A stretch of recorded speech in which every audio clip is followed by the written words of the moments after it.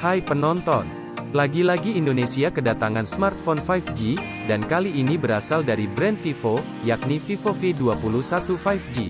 HP ini merupakan penerus dari Vivo V20 yang telah dirilis pada akhir tahun 2020, dan Vivo mengklaim HP ini membawa peningkatan yang banyak. Dan untuk harganya sendiri, telah diumumkan oleh Vivo pada saat acara peluncurannya, HP ini dibanderol dengan harga Rp5.799.000. Dengan harga segitu, spesifikasi apa saja yang akan kita dapatkan? Untuk lebih jelasnya, Duel Gadgets akan membahasnya berdasarkan spesifikasi yang menjadi kelebihan dan kekurangan Vivo V21 5G. Namun sebelum melanjutkan videonya, tidak bosan-bosan kami ucapkan terima kasih bagi kalian yang sudah menyempatkan menekan subscribe, dan semoga kalian sehat selalu. Tanpa basa-basi lagi, berikut adalah kelebihan dan kekurangan Vivo V21 5G. Kita mulai dari kelebihan Vivo V21 5G. Yang pertama adalah desain yang menarik.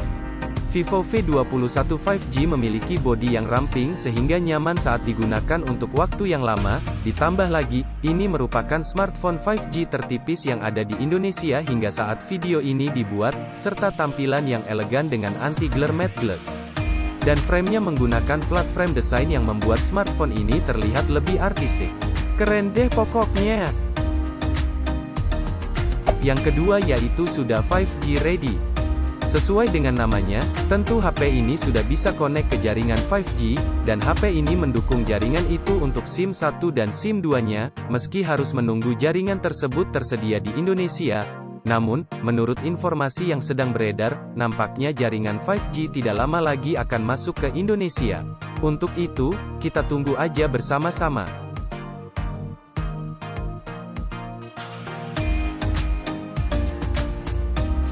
Yang ketiga layarnya. Layarnya menggunakan panel i3 AMOLED, beresolusi Full HD+, dan sudah mendukung refresh rate 90 Hz. Dengan begitu, untuk scrolling akan menjadi lebih smooth, apalagi kecerahan layarnya mencapai 800 nits, dan memiliki sertifikasi SGS Eye Care Display, yang akan membuat mata tetap terasa nyaman walaupun digunakan dalam kondisi yang gelap pada malam hari. Yang keempat dari segi performa.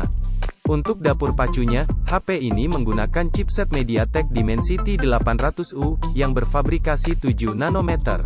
Dengan begitu, smartphone ini menjadi smartphone pertama di Indonesia yang menggunakan chipset MediaTek seri Dimensity. Chipset ini terbilang kenceng karena sudah mengantongi skor Antutu versi 8 sebesar 332.227. Jika ada yang bertanya chipset ini sebanding dengan Snapdragon seri berapa, chipset ini lebih sebanding dengan Snapdragon 765G.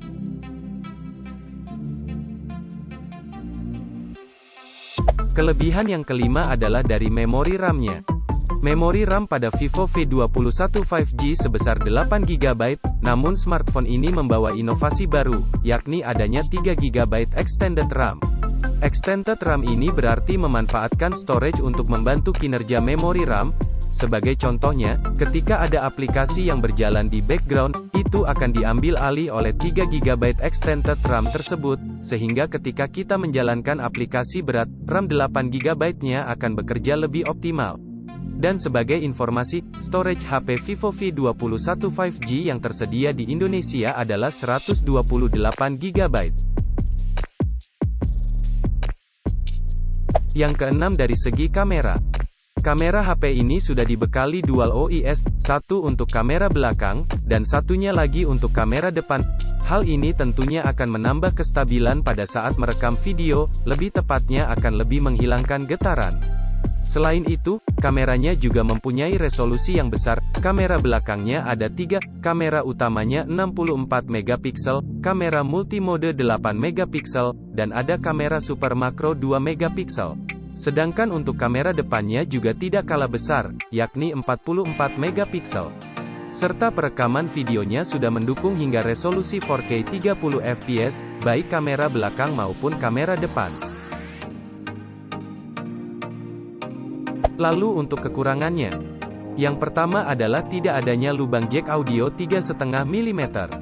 Walaupun sudah tersedia konverter Type-C to Jack 3,5 mm di dalam box pembelian, namun ketika kita berpergian dan lupa membawa konverternya, itu akan menjadi masalah. Yang tidak bermasalah adalah ketika penggunanya mempunyai earphone wireless, sehingga tidak perlu lubang jack audio untuk koneknya. Kekurangan yang kedua adalah slot SIM-nya yang hanya hybrid slot. Slot SIM jenis ini hanya bisa menampung 2 SIM secara bersamaan tanpa micro SD, atau harus merelakan hanya menggunakan 1 SIM, dengan kartu micro SD.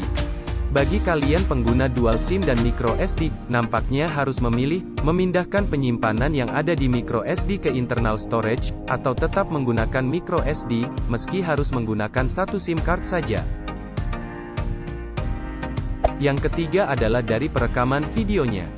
Kekurangan yang dimaksud bukanlah kestabilan videonya, tapi yang kami maksud kekurangan pada bagian perekaman adalah resolusi rekam videonya hanya mendukung 30 fps, belum mencapai 60 fps. Apakah hal ini bisa diatasi oleh update sistem ke depannya? Itulah pertanyaannya. Yang keempat adalah bentuk kamera depannya. Yap.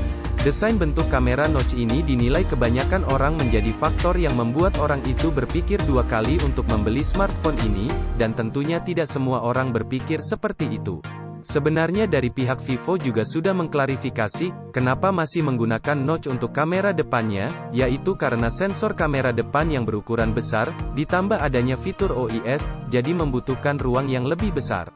Meski begitu, dengan harga segini, wajar saja orang tidak ingin smartphone dengan desain kamera depan notch.